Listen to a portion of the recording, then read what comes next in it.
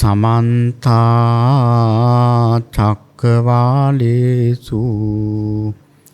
अत्रा गच्छन्तु देवता सद्धम्मं मुनिराजन्स सुनन्तु सग्ग मोक्खदं ධම්මස්සවන කාලෝ අයං බදන්තා ධම්මස්සවන කාලෝ අයං බදන්තා ධම්මස්සවන කාලෝ අයං බදන්තා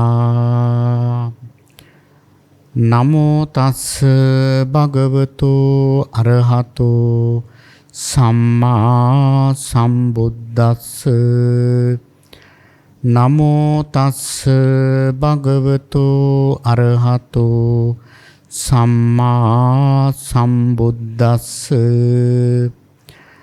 නමෝ තස්ස භගවතු අරහතෝ සම්මා සම්බුද්දස්ස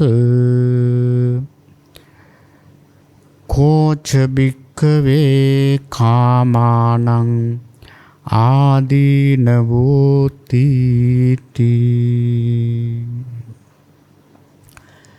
සද්ධාවන්ත කාරුණික පින්නතුනි සෑම දිනම සූදානම් වන්නේ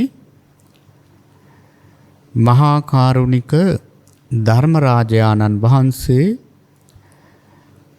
ලොවට සැනසෙල්ල පිණිස දේශනා කොට වදාළ වටිනා දහම් පදයක් කාලයේ පමණින් ශ්‍රවණය කරන්නටයි පින්වත් හැම දිනාගේම අපේක්ෂාව බලාපොරොත්තුව.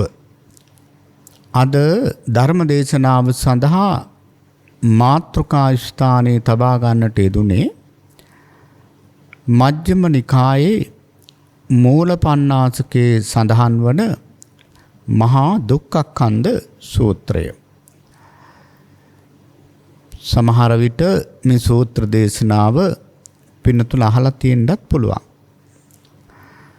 මහා දුක්ඛඛන්ධ කියනකොට පින්නතුන්ලාගේ සිතට දැනෙන්නේ මහා දුක් ගොඩක් කියන එක.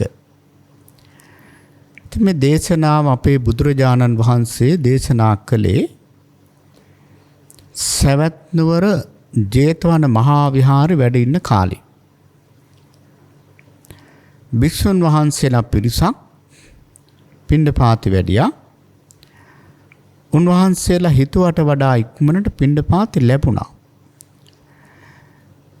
පිණ්ඩපාතේ ලබාගෙන නැවත දෙවුරම් විහාරයට වඩින ගමන් අතරමඟ තිබුණා පරිබ්‍රාජක අසපුවක්. කියන්නේ වෙනත් මතයක් දරපු ශ්‍රමණ කොට්ටාසයක් ත්‍රිවිධක පිරිසක් හිටපු තැනක්. මේ භික්ෂුන් වහන්සේලාට හිතුණා දානේ වළඳන්නත් ටිකක් වෙලාව තියෙනවනේ. ඒ නිසා මේ ස්වාමීන් වහන්සේලා මේ ආරාමයට ටිකක් ගොඩ වුණා. මේ ආරාමයට ගොඩ වුණාම මේ අසපුවේ හිටපු මේ ආරාමයේ හිටපු තීර්ථකයෝ ගොඩාක් සතුටු වුණා. සතුටු වුණේ පින්නතුනි සද්භාවයෙන්ම නන් නෙවෙයි. සතුටු වුණේ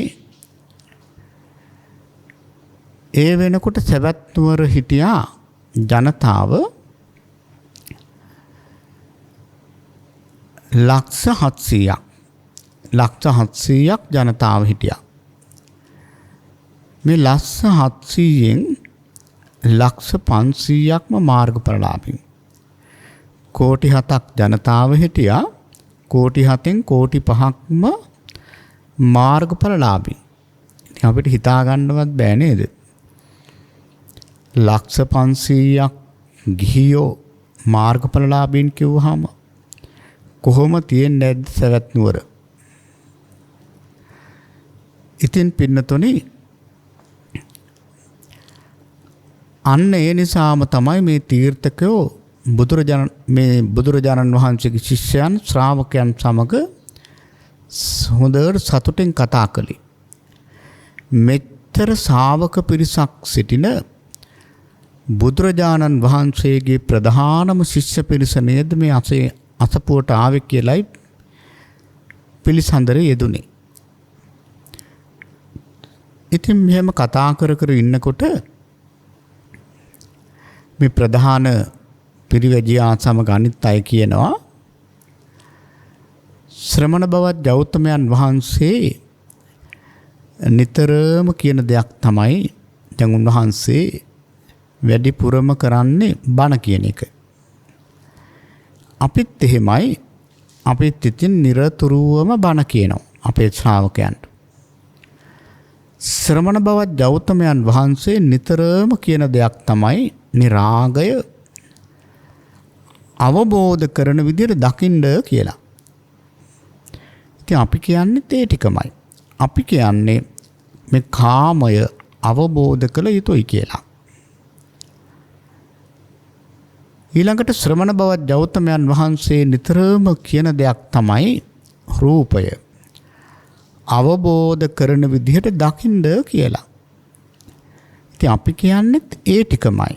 අපි කියන්නේ රූපය අවබෝධ කළ යුතුයි කියලා. ශ්‍රමණ බවත් ගෞතමයන් වහන්සේ නිරතුරුවම කියන දෙයක් තමයි මේ වේදනාව අවබෝධ කරන විදිහට දකින්න කියලා. ඉතින් අපි කියන්නේත් ඒ ටිකමයි. අපි කියන්නේත් වේදනාව අවබෝධ කළ යුතුයි කියලා. ඉතින් එහෙමනම් අපි දෙපක්ෂයේම එකයිනේ කිව්වා. අපි දෙපක්ෂයේ වෙනසක් නෑ. අපි දෙගොල්ලොම බණ කියනවා. දෙගොල්ලොම කියන්නේ කාම රූප වේදනාවන් අවබෝධ කරන විදිහට දකින්න කියලා. එහෙනම් ඉතින් අපේ තියෙන වෙනස මොකද්ද? මේ නොනැති භික්ෂුන් වහන්සේලා මේකට පිළිතුරු දෙන්නද ගියේ නෑ. හැබැයි මේක පිළිගත්තෙත් නෑ, ප්‍රතික්ෂේප කරෙත් නෑ. පිළිගන්නෙත් නැතුව ප්‍රතික්ෂේප කරන්නෙත් නැතුව දෙව්රම් විහාරයට වැඩම කළා. දාන එහෙම වළඳලා බුදුරජාණන් වහන්සේට මතක් කරනවා ස්වාමීනි අපි අද පින්නපාතේ වැඩියාම දානේ අපි හිතුවට වඩා ඉක්මනට ලැබුණා. නැවත පින්නපාතේ කරගෙන එනකොට මේ අර මග තියෙන පරිබ්‍රාජක අසපුවට ගොඩ වුණා. ඒ ඇත්තෝ කියනවා බුදුරජාණන් වහන්සේ කාමය රූපය වේදනාව අවබෝධ කරන විදිහට දකින්න කියලා කියනවා. ඒ ඇත්තොත් ඒ ටිකමලු කියන්නේ. ඉතින් බුදුරජාණන් වහන්සේ වදාලා ඒ ඇත්තෝ ඒ ටිකම කියනවා නම් ඉතින් හොඳයි. හැබැයි මේ කාමය රූපය වේදනාව පිළිබඳව අවබෝධ කරන විදිහට දකින්න කියලා කියන්නේ ලෞතර බුදුරජාණන් වහන්සේ. මේවා පිළිබඳව දන්නේ උන්වහන්සේගේ ශ්‍රාවකයෝ. මේ ශාසනයෙන් එපිට කෙනෙකුට මේවා තේරෙන්නේ නැහැ. හොඳයි ඒගොල්ලෝ එහෙම ප්‍රකාශයක් කරනවා නම් ඒගොල්ලොන්ගෙන් නැවත පෙරලා ප්‍රශ්නයක් අහන්න ඕන. මොකක්ද අහන්න ඕන? හොඳයි ඕගොල්ලෝ කියනවානේ කාමය අවබෝධ කරන විදිහට දකින්න කියලා. එහෙමනම් කාමයේ තියෙන ආස්වාදය මොකද්ද කියලා අහන්න කියනවා. දැන් මේකේ ආස්වාදයක් තියෙනවනේ. ආස්වාදයක් නැත්තම් මේ සත්වෝ මෙච්චර මේකේ පස්සේ යන්නෙත් නැහනේ. එහෙනම් මේකේ ආස්වාදය මොකද්ද කියලා දැනගන්න කියනවා. ඊළඟට මේ කාමයේ ආදීනව මොකද්ද කියලා එයාගෙන් අහන්න කියනවා. කාමයේ නිස්සරණය මොකද්ද කියලා අහන්න කියනවා. ඊළඟට ඔය විදිහටම රූපේ ආස්වාදය ආදීනවය නිස්සරණය අහන්න කියනවා. ඊළඟට පින්නතුනි වේදනාවේ ආස්වාදය ආදීනවය නිස්සරණය අහන්න කියනවා. එහෙමනම් අද මේ ධර්ම දේශනාව තුළින් අපි පින්නතුන්ලාට කියලා දෙන්නේ කාම රූප වේදනාවන්ගේ ආස්වාද ආදීනව නිස්සරණ කියන මේ කාරණා තුන.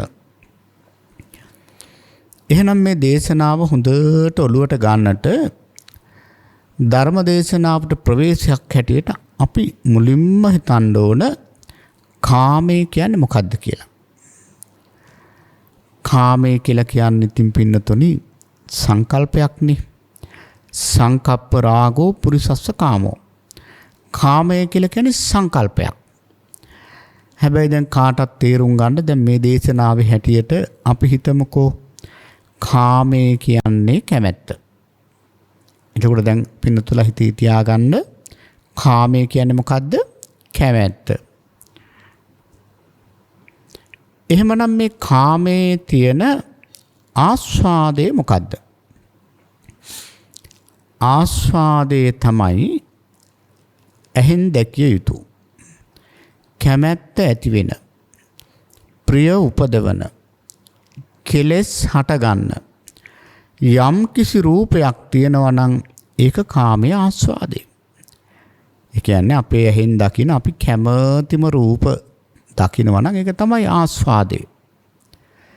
ඊළඟට කනෙන් ඇසිය යුතු කැමැත්ත ඇති වෙන ප්‍රිය උපදවන කෙලෙස් හටගන්න යම් කිසි ශබ්දයක් තියෙනවා නම් ඒක කාමයේ ආස්වාදය. අපි කනෙන් අහන කැමතිම ශබ්ද ඕක තමයි ආස්වාදය.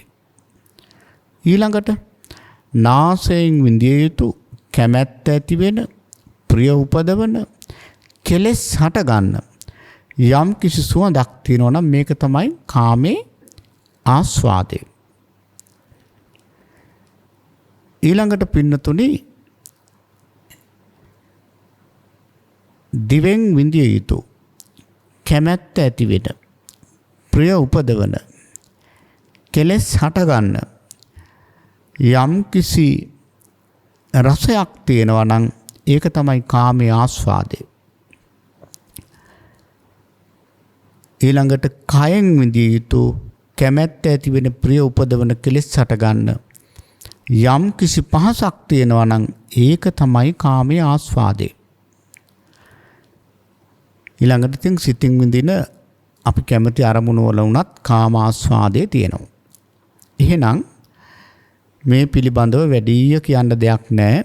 හැමෝටම තේරෙනවා මේ පංච ඉන්ද්‍රියයන්ගෙන් ගන්න අපි කැමති රූප, ශබ්ද, ගන්ධ, රස, ස්පර්ශ කියන මෙන්න මේවා තමයි කාමයන්ගේ තියෙන ආස්වාදය. කැමැති පැත්ත, ඉෂ්ට පැත්ත. පින්නතුනේ මේ කාමයන්ගේ ආස්වාදයක් තියෙනවා. ආස්වාදයක් නැත්නම් අපි මුලින් කිව්වා මනුස්සයන්, සත්වයන් මේ කාමයන්ගේ පස්සේ මෙච්චර යන්නේ නැහැ. මේක ආස්වාදයක් තියෙනවා. මේ ධර්මයේ තියෙන විශේෂත්වය තමයි ආස්වාදයක් තියෙනවා තමයි ඒවා කතා කරන්න හොඳ නැහැ. ඒක ගැළපෙන්නේ ආස්වාද පැත්ත කතා කරන්න එපා කියලා එහෙම තහංචියක් දාන්නේ නැහැ. ඉතින් මේ ධර්මයේ අවබෝධයක් කරා යන කෙනෙකුට උන්වහන්සේ ආස්වාදයක් පෙන්වනවා. මෙන්න මේකයි ආස්වාදය. ඇති දෙයක් නෑ බලපුවාම. මේ අස කන නාසය දිව කය කියන මේ පංච ඉන්ද්‍රයන්ට ගෝචර වන රූප, ශබ්ද, ගන්ධ, රස, ස්පර්ශ කියන මෙන්න මේ ටිකයි ආස්වාදේ. එහෙනම් දැන් කාටත් තේරෙනවා කාමයන්ගේ ආස්වාදේ මොකද්ද කියලා.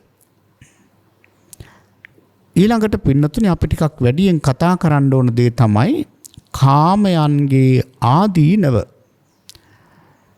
හැබැයි හොඳට මතක තියාගන්න ආස්වාදය අබෑටයක් නම් ආදීනවේ මහා මෙර පර්වතයක් තරම් විශාලයි. ඒක මම මේ අතන්ට තේරෙන විදිහට බොහොම සරලව කියන්නම්. ආදීනව පැත්ත පින්නතුනේ අපට එක එක අංශයන්කින් ගන්න පුළුවන්. දැන් බලන්න අපි සාමාන්‍ය මව් කුසක පිළිසිඳ ගත්තට පස්සේ ඉපදිලා ඒ අම්මා තාත්තගේ පිහිටෙන් ඔන්න අපි යාන්තම් බහ තේරෙන වයසට එනවා කියමුකෝ. අපි එතන ඉඳලා ගමු. ඒතර කාටත් මේක වටහා ගන්න ලේසියි. එතකොට බලන්න එතන ඉඳලා අපි ලදරු පාසල් යනවා. ඉස්කෝලේ යනවා. ඒවා පින්නතුනි දැන් ඉගෙන ගත්ත අය හැමෝම බොහෝ දුරට අපි හැමෝම ඉගෙන ගත්තා. අපි හැමෝම විභාග ලිව්වා. ඉතින් මේ අධ්‍යාපනයේ නියලිච්ච කාලේ මතක් වෙනකොට සමහර වෙලාවට බයත් හිතෙනවා. දැන් බලන්න පින්නතුනි අද මේ අධ්‍යාපන රටාවත් එක්ක මේ කුඩා දරුවෝ මොන තරම් අධ්‍යාපනයේ වෙනුවෙන් නැහිනවද? සමහර වෙලාවට මම දැකලා තියෙනවා සමහර දරුවෝ උදේ 5 මාරට 6ට විතර අඳින පාසල් ඇඳුම ගලවන්නේ පින්නතුනි රෑ 9ට විතර. ඒ තරම් පන්ති පුදුම පන්ති ගොඩක්. ඒක දුකක් නෙවෙයිද? දුකක්. මම මේකෙන් අදහස් කරන්නේ ඉගෙන ගන්න එපා කියලා එහෙම නෙවෙයි. නමුත් බලන්න ඇයි මෙච්චර මහන්සි වෙලා ඉගෙන ගන්නෙ? කැමැත්ත නිසා. මෙන්න කාමයන්ගේ ආදීනව. අනාගතේ සාර්ථක කරගන්න අනාගතේ සැප විඳින්න අපේක්ෂාවෙන් තමයි නිදි වරාගෙන පාඩම් කරන්නේ. නිදි වරාගෙන ගණන් හදනවා. ඉංග්‍රීසි වචන පාඩම් කරනවා. විද්‍යාව ඉගෙන ගන්නවා. නොයෙක් දේවල්. එතකොට බලන්න මේ අධ්‍යාපනයේ වෙනුවෙන් කරන කැපකිරීමත් ඇත්තම කිව්වොත් කාමයන්ගේ ආදීනව. ඊළඟට පින්නතුනි බලන්න එතන ඉඳලා ඉතින් විශ්වවිද්‍යාලයට යනකම් මම අමුතුවෙන් එකින් එකට කියන්න දෙයක් නැහැ. අවුරුදු 10ක් 15ක් එකම විදිහට උත්සාහවන්ත වෙන්න ඕන. පුදුම දුකක් විඳින්න ඕන ඇත්තටම. දැන් බලන්න ඉගෙන ගන්න කාලේ ළමයින්ට මොන තරම් ලෙඩ රෝග හැදෙනවද? මේ අම්ල පිත්තේ නොඑක් දේවල්.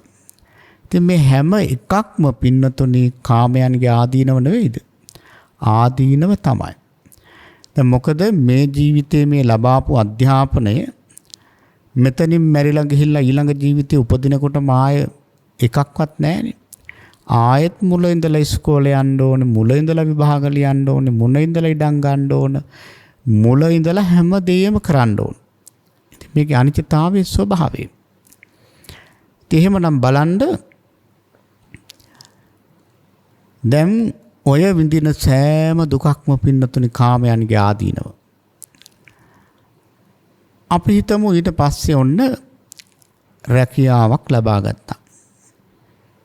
ප්‍රශ්නේ ඉවරද? නෑ. ඒක නව මුහුණුවරකින් ප්‍රශ්න ආරම්භ වෙනවා. ඊළඟට පින්නතුනි මේ කාමයන්ගේ ආදීනව පැත්ත කතා කරන්න ගියොත් ඇත්තටම ඒක අපිට පුනා කියන්න වෙන්නේ මේකේ කෙලවරක් ඇත්තේම නැහැ. ඊළඟට ඔන්න කෙවල් හදනවා. ඊළඟට ඒ සඳහා ඉඩ කඩම් ගන්න ණය වෙනවා. මේ හැම එකක්ම කාමයන්ගේ ආදීනව. විවාහපත් වෙනවා, ළමයි හදනවා. ඒ සඳහා පුදුම වෙහෙසක් දරනවා. මේ ඔක්කොම පින්නතුනි කාමයන්ගේ ආදීනව. ඊළඟට බලන්න අද ලෝකේ යුද්ධ තියෙනවා. රටවල් ගහ ගන්නවා. ඒ අය කියන්නේ අපි මේ සාමය වෙනුවෙන් තමයි යුද්ධ කරන්න කියලා. සාමය නෙවෙයි එතන තියෙන කාමය. ඊළඟට බලන්න අපි නොයේක් බලාපොරොත්තු ඇතිව නොයේක් දේවල් කරනවානේ. ගොවිතැන් කරනවා, තව ව්‍යාපාර කරනවා, නොයේක් දේවල් කරනවා මේ කාමය වෙනුවෙන් කැමැත්ත නිසා. දැන් බලන්න මේ වගේ ආදීනව පැත්ත ගත්තොත් අපි කරන සෑම කටයුත්තක්ම හිතන විදිහටම හරියන්නේ නැහැ නේද? ඒවා මග වැටෙන අවස්ථා ඕන තරම් තියෙනවා. අපි ගොවිතැනක් ගත්තොත් සමහර ගොවීන් පින්නතුනි ඔය රජරට පැත්තේ අවකාශයේ කුඹුරු කොටනවා. නැත්තම් හේන් සුද්ධ කරනවා. පොළව බිඳලා වටේටම ණය වෙලා ඔන්න පොහොර ටික බීජ ටික අරගෙන පැල හදනවා. හොඳට පැලේ හැදීගෙන එනකොට ඔන්න නියඟයක් අල්ලනවා. අර පැල ටික ඔක්කොම වගාව ඉවරයි.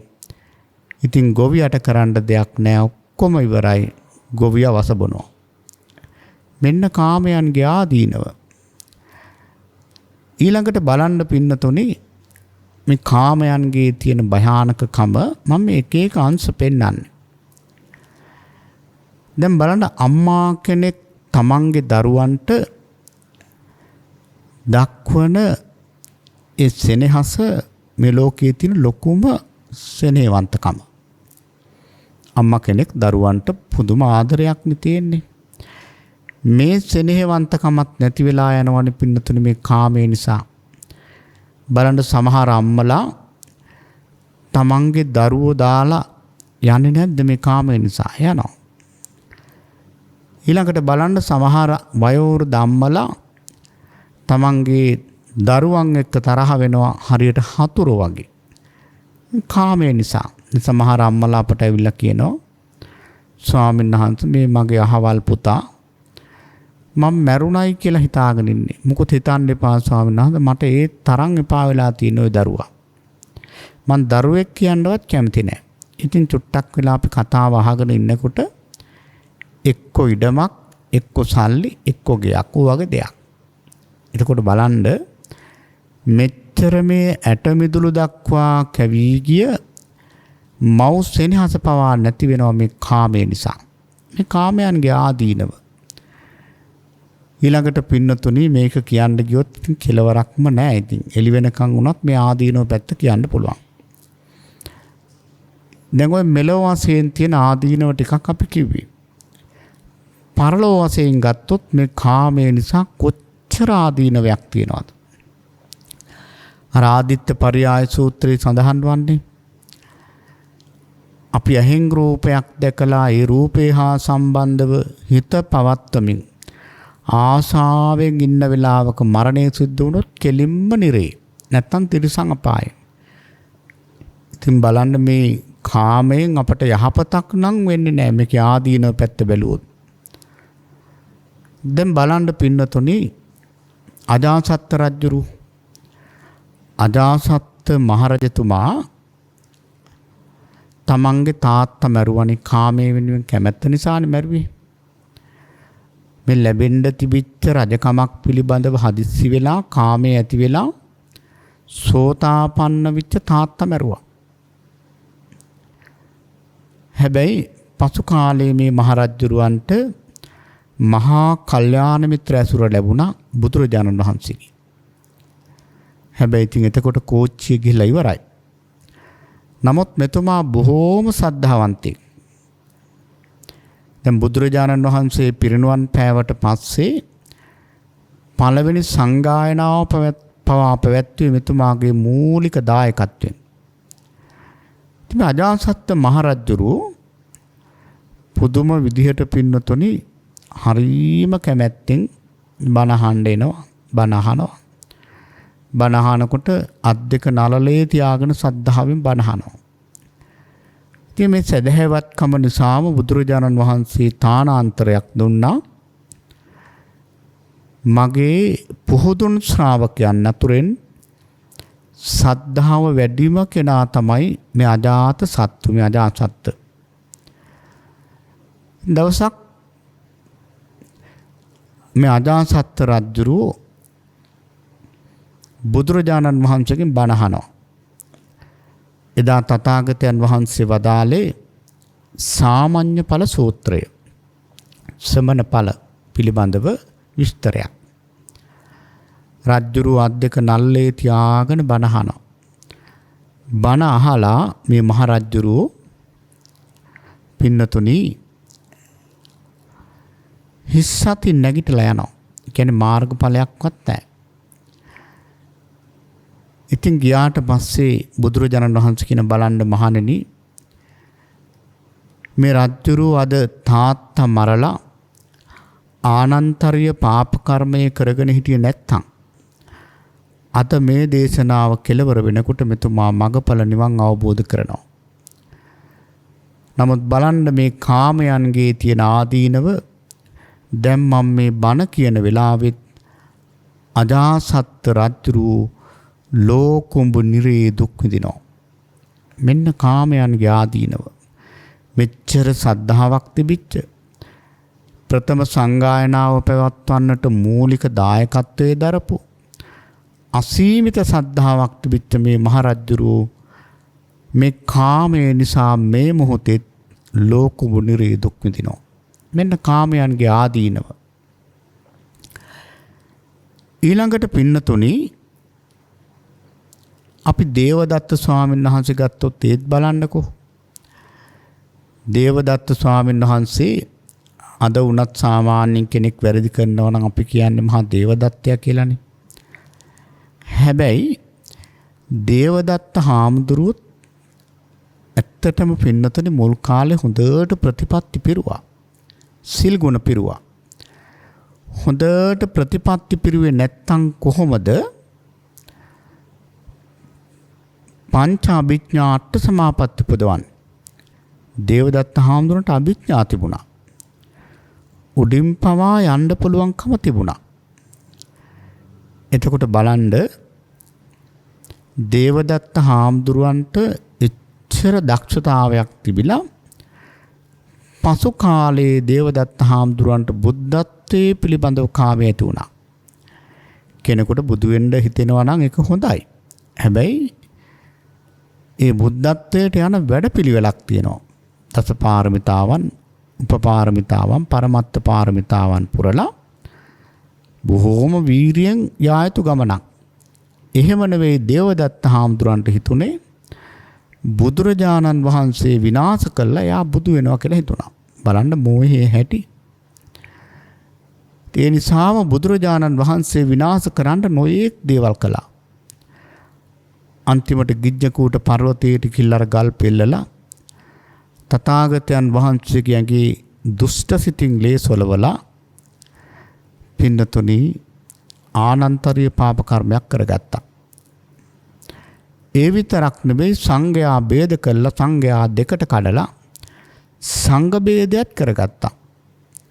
මෙච්චර බුදුරජාණන් වහන්සේගේ එකම සමීප ඥාති යසෝදරාවගේ අයියා. ඒ වගේම ශාසනයේ පැවිදි වෙලා පංච අභිඥා උපදවපු ස්වාමීන් වහන්සේ. බලන්න කාමයේ තියෙන භයානකකම. දැන් මම මේ බණ කියන වෙලාවෙත් දේවදත්ත හාමුදුරුව අවීචි මහා නරකේ පැසවනවා. මෙන්න කාමයන්ගේ ආදීනව. ඉතින් පින්නතුනි එහෙමනම් දැන් පින්නතුන්ලට මේ කැමැත්තේ තියෙන ආදීනව, කාමයේ තියෙන ආදීනව පැහැදිලි. පින්නතුනි මේ කැමැත්ත කියලා කියන්නේ මේ ලෝකයේ තියෙන ලොකුම අර්බුදේ. අන්න ඒක හොඳට මතක තියාගන්න. එහෙමනම් මේ කාමයන්ගේ ආස්වාදයේ දැන් මතකයි, ආදීනවයත් මතකයි. නිස්සරණය මොකක්ද? නිස්සරණය කියන්නේ නිදහස් වීම. ඒ සැනසෙල්ල මොකක්ද? එහෙමනම් නිස්සරණයට ළඟා වෙන්න නම් කාමයට තියෙන කැමැත්ත අතහැරියා නම් ගැටලුව ඉවරයි. මේක වචන දෙකකින් කියලා දැම්මට අතහරින එක තමයි ලේසි නැත්තේ. ඒක අපි මේ ධර්ම දේශනාව අවසානයේ පින්නතුලට කරුණු ටිකක් පැහැදිලි කරන්නම්. දැනට මතක තියාගන්න කාමයේ ආස්වාදය තමයි මේ පංචකාමයෙන් ගන්න, නැත්තම් පංචදුරාංගයෙන් ගන්න මේ පංචකාමයේ තමන් කැමති දේවල් ටික. ආදීනවේ පින්නතුනේ එක එක පැත්තෙන් අපට ගන්න පුළුවන්. මේ කාමයේ නිසා ඇතිවෙන ආදීනවේ කෙලවරක් නැහැ. අධ්‍යාපන පැත්තෙන් ගත්තත්, ව්‍යාපාර පැත්තෙන් ගත්තත්, ජීවත් වීම සම්බන්ධව ගත්තත්, පරලෝ වශයෙන් ගත්තත් කාමයන්ගේ ආදීනව කෙලවරක් නැහැ. නිස්සරණේ තමයි කාමයට තියෙන කැමැත්ත අතහැරියා නම් ගැටලුව ඉවරයි. ඔය විදිහටම අපි තේරුම් ගන්න ඕන රූපයේ පිළිබඳව. දැන් මේ රූපයේ පිළිබඳවත් අපි ඔය විදිහට අහු වෙනවද නේද? අපි දැන් රූපේ කිව්වහම මේ ලෝකෙ විවිධාකාර රූප තියෙනවා සම්මුති වශයෙන්. හැබැයි රූප කියලා කියන්නේම රුප්පතීති රූපං, වහා කැඩිලා බිඳිලා විනාශ වෙලා යන සතර මහා ධාතුන්ගෙන් හටගත් දෙයක් තමයි රූපය කියලා කියන්නේ. දැන් අපි හිතමුකෝ සම්මුති වශයෙන්, ප්‍රඥප්ති වශයෙන් පනවාගත්ත රූපයක් අපි ගමුකෝ මේක තේරුම් ගන්න. රූපේ තියෙන ආස්වාදය මොකද්ද? පින්නතුනි රූපේ තියෙන ආස්වාදය තමයි දැන් අපි මනුස්ස රූපයක් ගමු. මනුස්ස රූපේ තියෙන ආස්වාදය මොකද්ද? ආස්වාදය තමයි දැන් තරුණ කාලේ අපි හිතමු අවුරුදු 15 විතර ඉඳලා අවුරුදු 25 නැත්තම් 30 දක්වා වගේ කාලේ. ඒ කාලේ මේ රූපේ හරියම සුන්දරයි, හරි ලස්සනයි. සිනහව ලස්සනයි, මුහුණ ලස්සනයි, කතාව බොහොම හොඳයි, ඇඳුම් පැළඳුම් පිළිවෙලයි. ඉතින් ඕක තමයි රූපේ තියෙන ආස්වාදේ. ඔන්න ඔය ඩිංග හරියට විදුලි කොටනවා වගේ තමයි. බොහෝම පොඩ්ඩයි ආස්වාදේ. ආදීනවේ ගත්තොත් ඇත්තටම මහමෙරක් වගේ. දැන් බලන්න මේ ලස්සන රූපය වෙනස් වෙනවනේ. අර ආස්වාදනීය රූපය කවුරුත් කැමති ලස්සන රූපේ ඔන්න කෙස් ගහක් ඉදෙන්න පටන් ගන්නවා. ඔන්න ආදීනවේ ආරම්භ වෙනවා. සමහරු කියන්නේ පළමුවෙන්ම කෙස් ගහක් ඉදෙනම පුදුම වෙලා වගේ කෙස් ගස් ඉදෙන්නේ නැහැ වගේ පුදුම වෙලා කියන හරි වැඩේ මගේ කෙස් ගහක් ඉදලා තිබ්බා කියලා. ඔන්න ආදීනවේ ආරම්භ වෙනවා. ඊළඟට ඒ ලස්සන රූපේම හැම රැලි වැටෙන්න ගන්නවා. ඔන්න ආදීනවේ දැන් ටික ටික එනවා.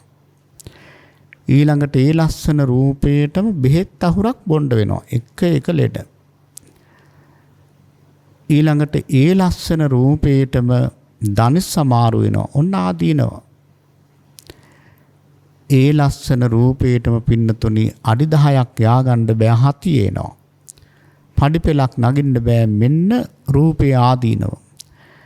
මේවා කවුරුත් අත්විඳින දේවල්. මේවට මහා කාලයක් යන්නේ නැහැ. ඊළඟට පින්නතුනි ඒ රූපය ඔන්න ඊළඟට හොඳටම දුබල වෙනවා. දැන් හැරමිට්ටක් අරගෙන බොහෝම අමාරුවෙන් වාඩි වෙන්නේ, නැගිටින්නේ, පොඩ්ඩක් එහාට මෙහාට යාගන්නත් බෑ. ඔන්න ආදීනව. ඊළඟට ඒ රූපය හොඳටම වයසට යනවා. වයසට ගිහිල්ලා හොඳටම ව්‍යාධියටපත් වෙනවා. ඉතින් ඔන්න රූපේ ආදීනව දැන් අන්තිමට ඇඳටම වැටෙනවා. දරුවන්ගේ මුණුබුරන්ගේ කාගේ හරි පිහිටෙන් ගත කරන අන්තිම කාලේ මෙන්න රූපේ ආදීනව. මේ රූපේ මැරිලා යනවා. මෙන්න ආදීනව.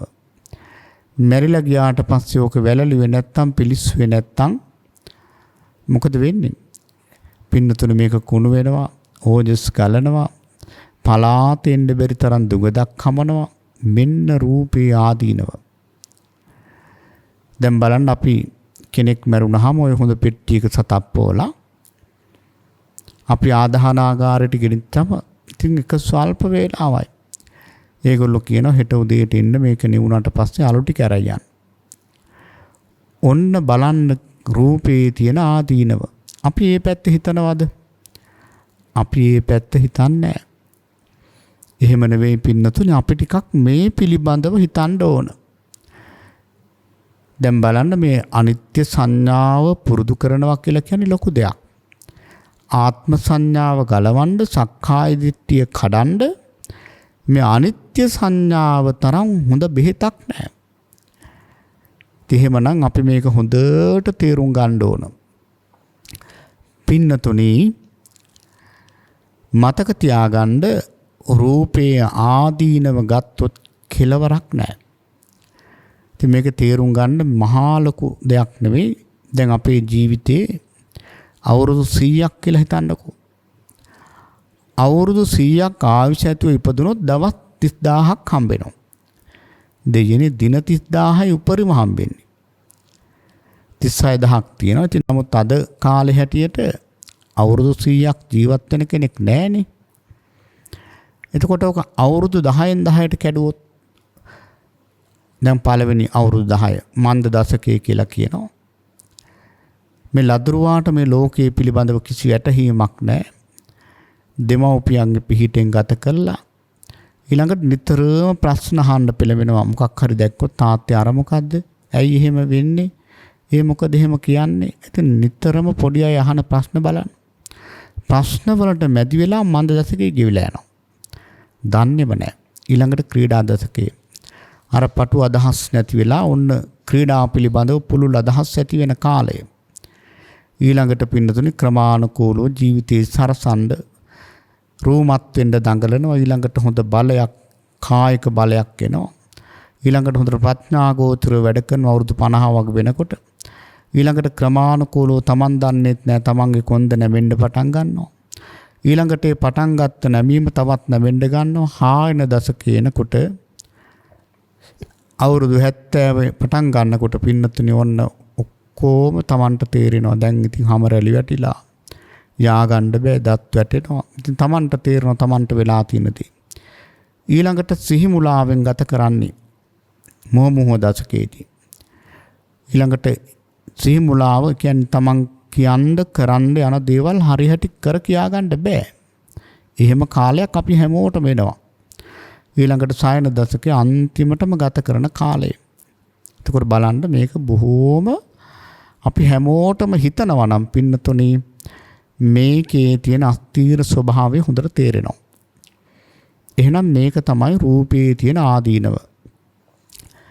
දැන් බලන්න සාමාන්‍යයෙන් පුතඥ කෙනෙකුගේ ස්වභාවය තමයි පුතඥ කෙනා ආස්වාදේ විතරයි දකින්නේ බොහෝ දුරට. පුහුදුන් කෙනා ආදීනව පැත්ත දකින්න හරි අඩුයි. දැන් බලන්නකෝ සාමාන්‍යයෙන් බොහෝ දෙනා ආස්වාද පැත්ත අල්ලන බව අපට හොඳට තේරෙනවා. දවසක් මම අපේ ස්ථානයේ පින්නතුනේ දායක මහත්තයෙක් කතා කරගෙන ඉන්නවා. මගේ කුටි ඉස්සරහ පුංචි ආසනයක් තියෙනවා. මේ ආසනේ වාඩි වෙලා කතා කර ඉන්නකොට ස්ථානයේ ඇතුළට ආව වාහනයක්. ඉතින් අපි දැක්කයි වාහනේ මැදි වයසේ අම්මා කෙනෙක් ඉක්මනට මාව හම්බෙන්න ආවා. ඇවිල්ලා කිව්වා ස්වාමීන් වහන්සේ මේ වාහනේ අපේ අම්මා ඉන්නවා. අවුරුදු 90 ගාණක් වයසයි. ඉතින් අම්මට කිසි අසනීපයක් තිබුණේ නැහැ. අපි මේ පහුගිය දවස්වල අම්මා අසනීප වුණා. දැන් මේ ස්පිරිතාල ඉඳලා එක්කන් එන ගමන් ඉතින් අම්මගේ මුළු ඇඟේම පිළිකාවක්. දැන් වයසත් එක්ක ප්‍රතිකාර කරන්නත් බෑ. ඉතින් ගෙදර එක්කන් යන්න කිව්වා. අම්මගේ ජීවිතේ හෙටද අනිද්දාද දන්නේ නැහැ. ඉතින් අපි එක්කන් ආවේ ස්වාමීන් වහන්සේට පිරිකරක් පූජා කරවලා යන්න. ඉතින් එහෙම වුණොත් ඒක අම්මට ලොකු දෙයක් නේ කියලා කිව්වා. ඉතින් දැන් මම දැනුවත් වුණා. ඉතින් අර වයෝවෘද්ධ අම්මා වෙක් කරගෙන ආවා. දැන් දරුවෝ ටික ඔක්කොම ඉන්නවා. පිරිකර අත ගස්සව මේ අම්මගේ අතින් පූජා කරනවා. මම දැක්කා මේ අම්මා බොහෝම සතුටෙන් hina වෙවි වගේ අර පිරිකර පූජා කළා. දැන් මේ අම්මා දන්නේ යාට එහෙම ලඩක් තියෙනවා කියලා. ඉතින් මේ අම්මා බොහොම සිරියාවන්ත අම්මා කෙනෙක්. එහෙම ආච්චිලා ඉන්නවනේ. දැන් සමහර කොච්චර වයසට ගියත් 아무තු සිරියාවක් තියෙන අම්මලා ඉන්නවා. උපදි සම්පත්තිය. ඒ වගේ අම්මා කෙනෙක්. ඉතින් මේ අම්මට මම ආශිර්වාද කළා. මෙයාත් එයා කරපු පින්කම් කීපෙකුත් මට කිව්වා. ඒවත් මම අහගෙන හිටියා. ඉතින් මේ අම්මා යන්න ගියා. ඒ දරුවෝ එක් කරගෙන ගියා. ඉතින් එක් කරගෙන ගියාට පස්සේ අර මන් ළඟ හිටපු මහත්තයා මට කියනවා ස්වාමීන් වහන්සේ ඒ අම්මා හරි පින්වන්තයි නේද කියලා. මම මේක මීට කලිනුත් කියලා තියෙනවා මේ කතාව. ඒ වෙලාවේ මං කෝ පින්වන්ත පාට පේන හොඳට කියලා. ටිකක් වෙලා ගියාට පස්සේ මේ මහත්තයා මට කියනවා ස්වාමීන් වහන්සේ අම්මා තරුණ කාලේ කොහොම ඉන්න ඇද්ද කියලා. දැන් බලන්න මේ කාමයේ තියෙන ස්වභාවය. දැන් අර අම්මට පිළිකාවක් ඇදිලා. හැම ඔක්කොම රැලි වැටිලා. ඒ වගේම පින්නතුනි දැන් හෙට මැරෙයිද කියලා කියන්න බෑ. නමුත් ඒකක්වත් හිතුන්නේ නැහැ. එතුමාට හිතුනේ මොකද්ද? එතුමාට හිතුනේ මේ අම්මා මේ විදිහට දැන් ඉන්නවා නම් ලස්සනට තරුණ කාලේ කොහොම ඉන්නේද කියලා. බලන්න අපේ අයට ආස්වාදේ ඕන නම් අතීතයට ගිහිල්ලා හරි ආස්වාදේ ගන්නවා. ඔය විදිහට ආදීනවේ ගැන හිතනවද? නෑනේ. දැන් සාමාන්‍ය හොඳ ලස්සනට ඉන්න තරුණ තරුණියන් දැකලා හිතනවද කියන්න ඕනේ අපි හිතමු කියනවා නම් හිතර දෙනවා කියලා. හිතෙනවද අපට අනේ දැන් මෙහි බොහෝම ලස්සනට හිටියට තව අවුරුදු 20කින් 30කින් මේ ආච්චිලා සියලාන කියලා හිතෙනවද? හිතෙන්නේ නැහැ. දැන් බලන්න අපි වුණත් කියනවානේ සාමාන්‍ය හොඳට වයසට ගිහිල්ලා ටිකක් හොඳට පෙනුමට ශක්තියට ඉන්න අයට අපි කියනවානේ මේගොල්ලෝ දැන් මෙහෙමනම් තරුණ කාලේ කොහොම ඉන්න ඇද්ද කියලා. ඒ බලන්න අපි ආස්වාද පැත්තම තමයි කතා කරන්නේ. ඉතින් එහෙමනම් පින්නි පුතත්ජනයාගේ ස්වභාවය තමයි ආස්වාද පැත්ත අල්ලනවා ආදීනව පැත්ත අල්ලන්නේ. හැබැයි අවබෝධයක් කරා යන කෙනෙක් ආස්වාදයක් දැනගන්න ඕන විශේෂයෙන්ම ආදීනවේ ඊට වඩා හොඳින් දැනගන්නට ඕන.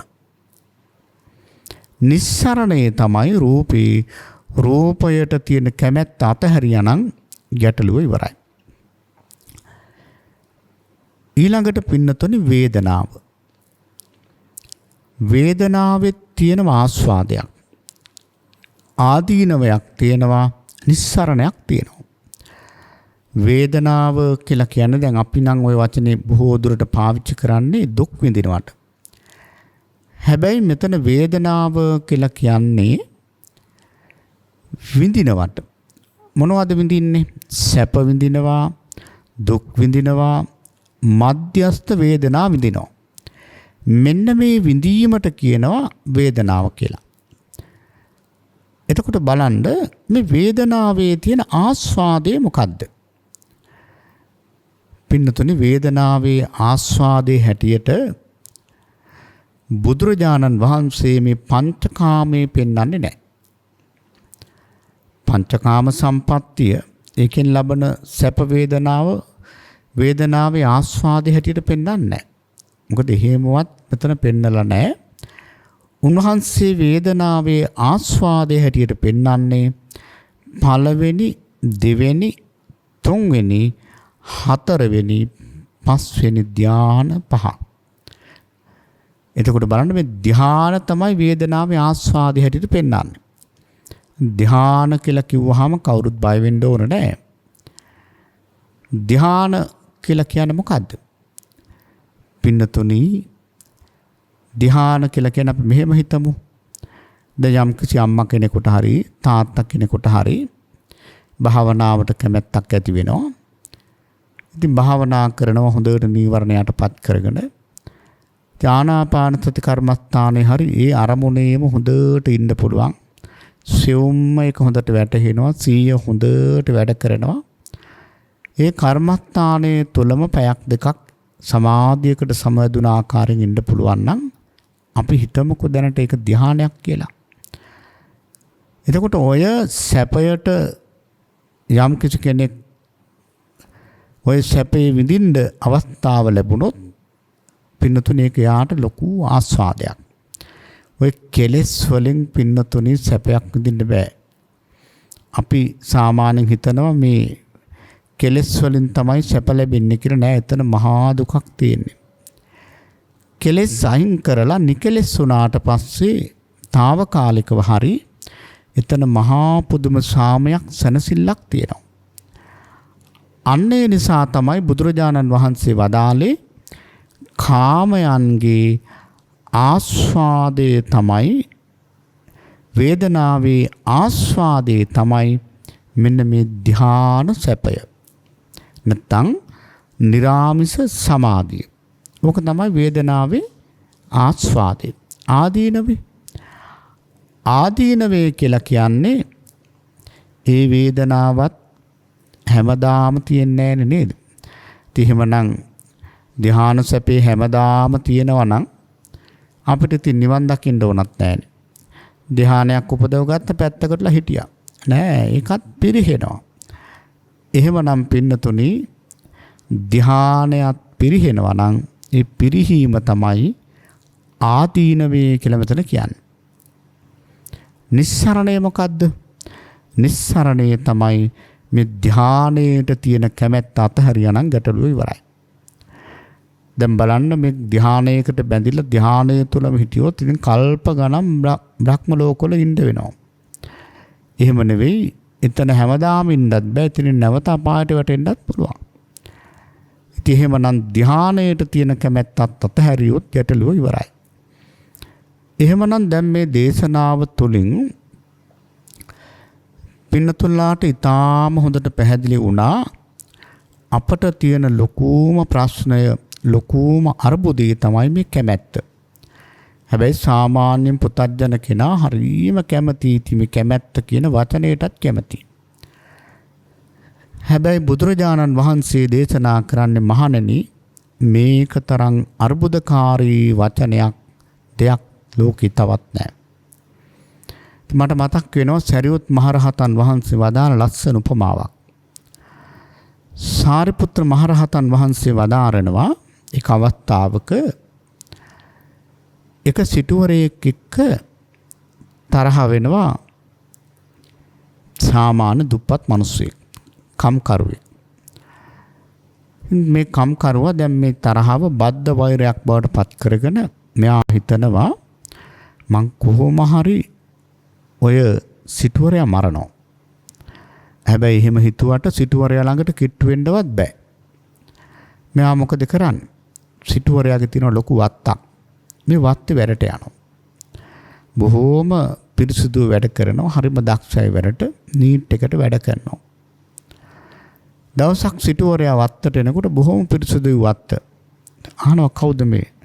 ඉතින් අලුත් ගෝලයා ගැන අනිත් අය කියනවා. ඉතින් පහදිනවා. එයාට වැඩියමුත් පඩි ගෙවනවා. දැන් තමන් මේ සිටුවරයා හිතනවා අනේ මගේ පිනට ලැබිච්ච මිනිස්සෙක්. හැබැයි දැන් මේ සිටුවරයා එහෙම හිතන්නේ කා ගැනද? මේ තමන්ව මරන්න ආපු වදකයා ගැන. දැන් පැහැදිලා ඉන්නවා. කොච්චර පැහැදුනාද කිව්වොත් සිටුවරයා තමන්ගේ ගෙදර වත්ත සුද්ධ කරන්නත් මෙයා ගන්නවා.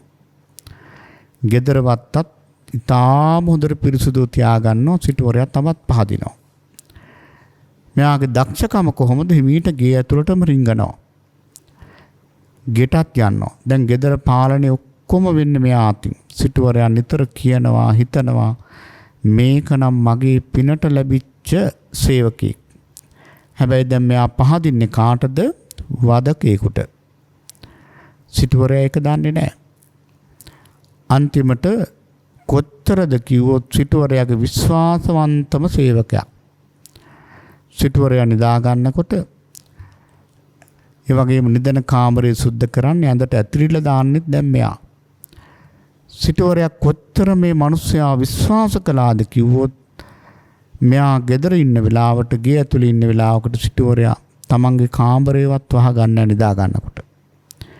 ඒ තරම් පැහැදුනා. පැහැදුනේ හැබැයි වදකේකට. මිත්‍ර ලීලාවෙන් ඉන්න වදකේකට තමයි පැහැදුනේ. ඔන්න දැන් දවසක් සිටුවරයා හොඳටම නිදි. මේ මිනිස්සයා දැක්ක සිටුවරයා හොඳට නිදාගෙන ඉන්නවා. නිින්ද ගිහිල්ලා. ඔන්න දැන් අර බද්ධ වෛරේ හිතේ තියාගෙන හිටපු මිනිස්සයා මොකද කරේ? කඩුවක් ගෙනල්ලා සිටුවරයාගේ බෙල්ල කපලා දානවා. සාරිපුත්‍ර මහරහතන් වහන්සේ වදාරනවා මේ කැමැත්ත කියන එකත් අන්න ඒ වගේ එකක්.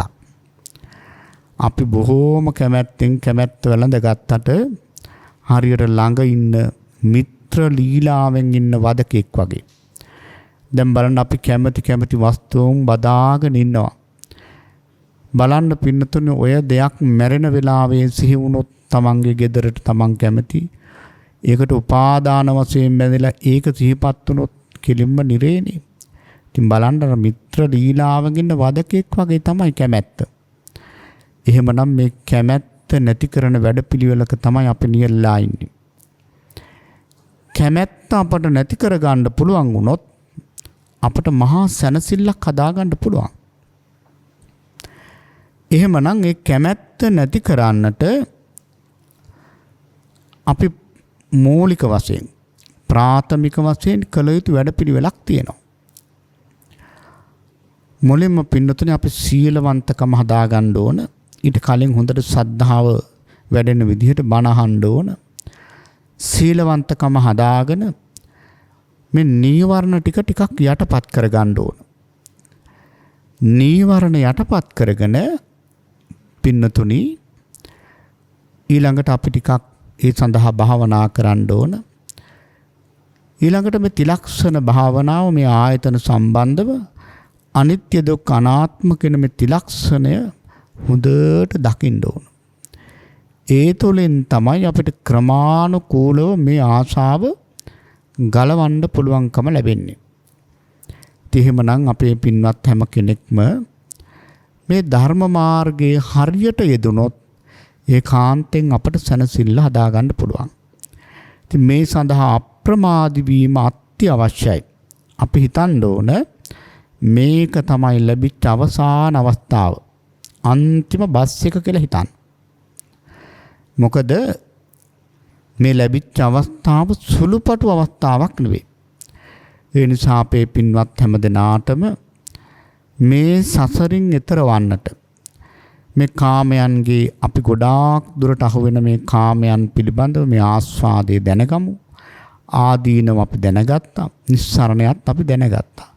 ඒ විදිහටම රූපේ ආස්වාදයේ ආදීනව නිස්සරණ දැනගත්තා.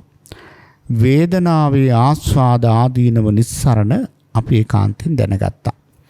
ඉතින් එහෙමනම් පින්නතුනි යථාර්ථේ කරා යන්නට මේ ටික අපි හොඳට දැනගන්න ඕනේ. ආස්වාදය දැනගන්නත් ඕන, ආදීනවේ දැනගන්නත් ඕන, සදාතනික සැනසෙල්ල නිස්සරණය දැනගන්නත් ඕන. ඉතින් එහෙමනම් අපේ මේ පින්වත් හැම දිනාටම යන මේ ධර්ම ගමන සාර්ථක කරගන්නට මේ දේශනාවත් යම් තරමකින් හරි උපකාර වේවා කියලා අපි ප්‍රාර්ථනා කරනවා. ආකාසට්ඨා ච බුම්මට්ඨා දේවා නාග මහිද්దికා පුඤ්ඤන්තං අනුමෝදිත්වා චිරං රක්ඛන්තු ශාසනං චිරං රක්ඛන්තු දේශනං චිරං රක්ඛන්තු මං පරන්ති. රාගක්ඛයෝ නිබ්බානං